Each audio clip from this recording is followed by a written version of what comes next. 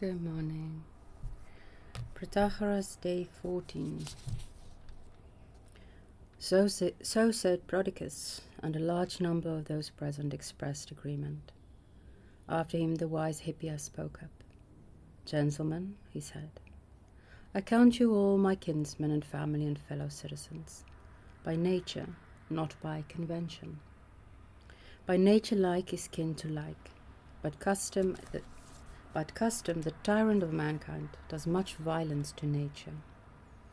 For us, who understand the nature of things, who are the intellectual leaders of Greece, and in virtue of that very fact are now assembled in Athens, the center and shrine of Greek wisdom, and in this the finest house of that city, it would be a disgrace if we produced nothing worthy of our fame, but fell to bickering like the lowest of mankind. And so my request and my advice to you, Protagoras and Socrates, is to be reconciled, allowing us to act as mediators and bring you together in a compromise. So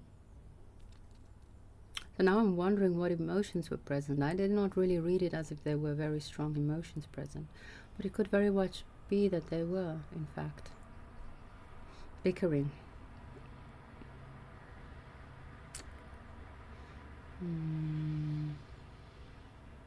Socrates should not insist on the strict forms of discussion carried on through the briefest of exchanges, if it is unwelcome to Protagoras, but should give way and slacken the rein of his discourse, so that it may wear for us a more dignified and elegant air, and Protagoras should refrain from shaking out every reef and running before the wind, launching out of a sea of words till he is out of sight of land.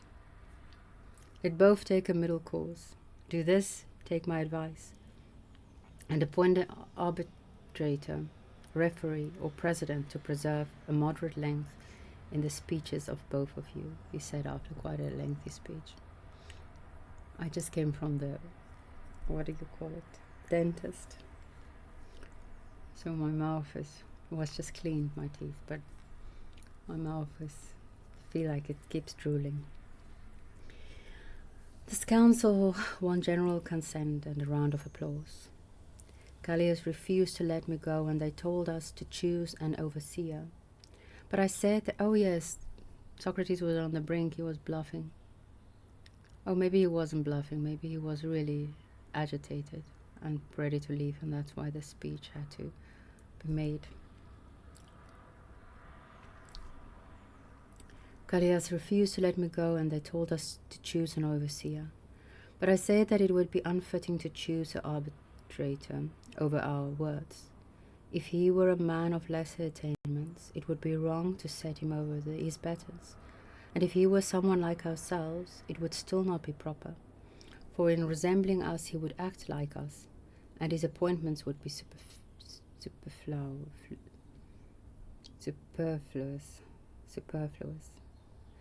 I have no idea. Most English words I have no idea how to pronounce, because I only know it through reading. Well then, you will say, we will choose someone superior. But the fact is, in my opinion, that it would be impossible for you to choose anyone wiser than Protagoras. And if you choose some lesser man, and pretend he is better, this again would be to insult him, appointing someone over him, as if he were a nobody. For myself, I am indifferent. I have another proposal to enable our discussion to proceed as you wish it to. If Protagoras is unwilling to give replies, let him be the questioner and I will answer, and at the same time try to show him how, in my submission, the respondent should speak. When I have answered as many questions as he likes to put, let him in return render similar account to me.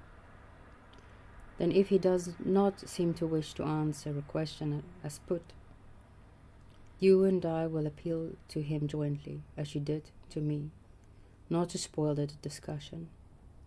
For this purpose we have no need of a single arbitrator. You will all keep watch on us together. So Socrates is going to get his way in the end. Everyone thought this was the right way to proceed. Protagoras was most unwilling, but he had to agree to be the questioner. And then when he had questioned me sufficiently, to submit himself to me in turn and make brief replies.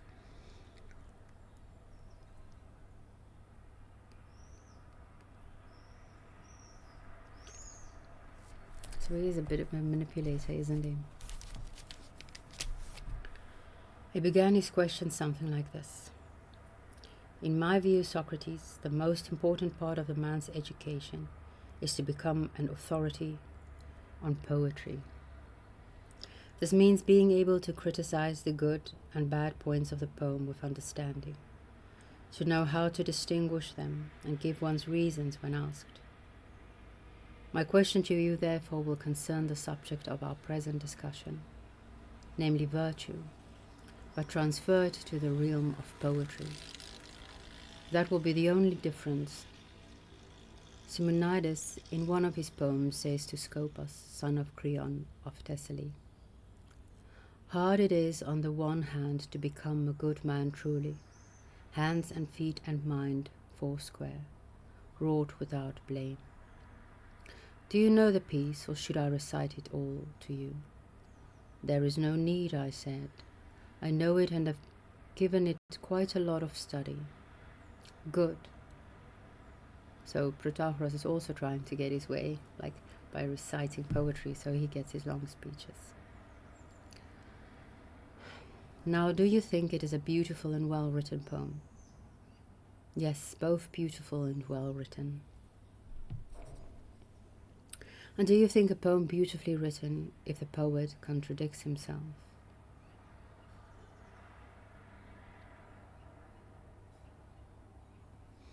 If he contradicts himself on purpose, I would say, but Socrates says no. But look at it more closely. But really I have given it enough thought.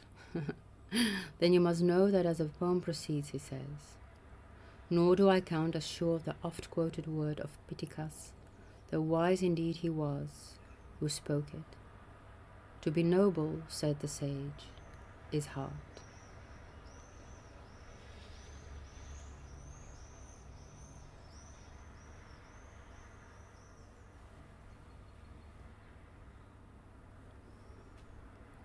So hard it is on the one hand to become a truly good man, but he says on the one hand.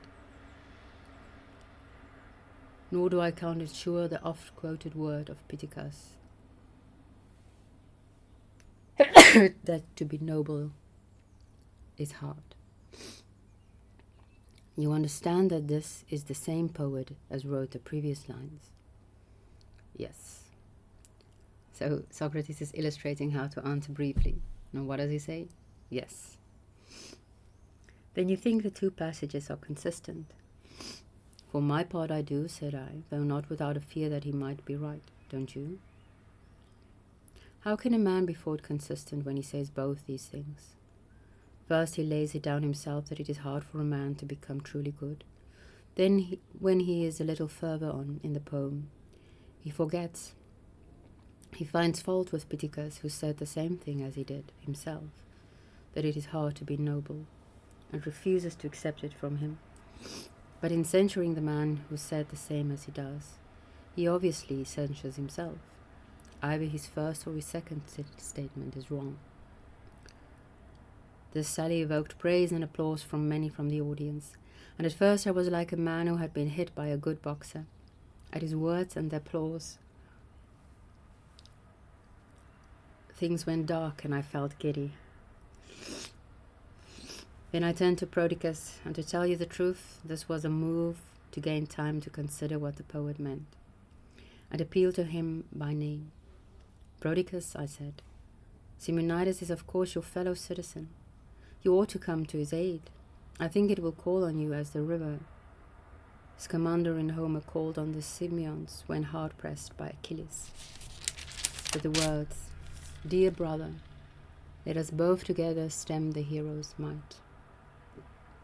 So I appeal to you, lest our Simonides be sacked by Protagoras like another Troy, since truly to justify Simonides calls for the art of yours, whereby you discern the difference between wish and desire, and make all those other elegant distinctions which we heard just now.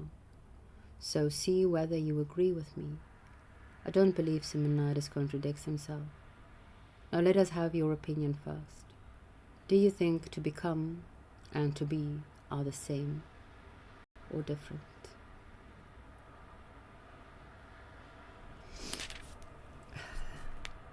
So it seems as if Socrates cannot really express himself in any other way than questioning someone.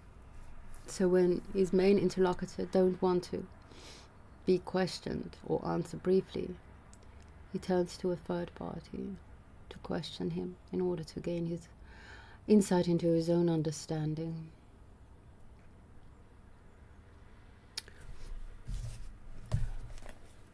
Poetry. Have a beautiful day.